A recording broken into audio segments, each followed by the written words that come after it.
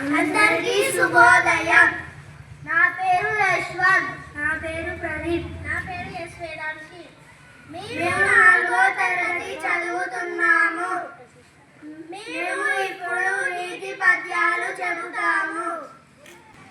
ఎప్పుడు సంపద కలిగినా అప్పుడు బంధువులు వచ్చునది ఎట్లన్నా, దెప్పలుగా చెరువు నిండిన కప్పలు 10,000 చేరు కలరా సుమతి.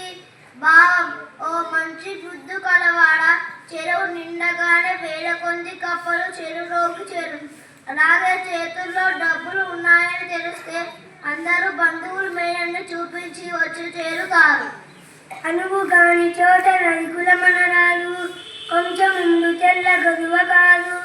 కొండ ఎద్ద మందు కొంచెమైందదా, విశ్వదాభిరామ వినురవేమ. భావం: ఓ వేమ, మనకు వీలుగాని చోట మనం గొప్పవారము అని గర్వపడరాదు. అణికి మణికి ఒదిగి ఉండుట వలన గొప్పదనానికి భంగం కలుగదు.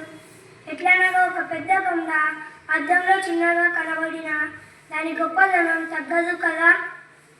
పుత్రోత్సాహము తండ్రికి పుత్రుడు జన్మించినప్పుడే పుట్టదు జనుల, పుత్రుడు కనుగొని పొగడగా పుత్రోత్సాహంబు నాడు పొందురా సుమతి.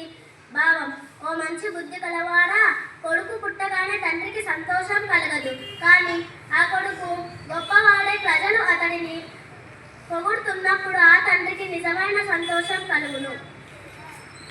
ధన్యవాదాలు.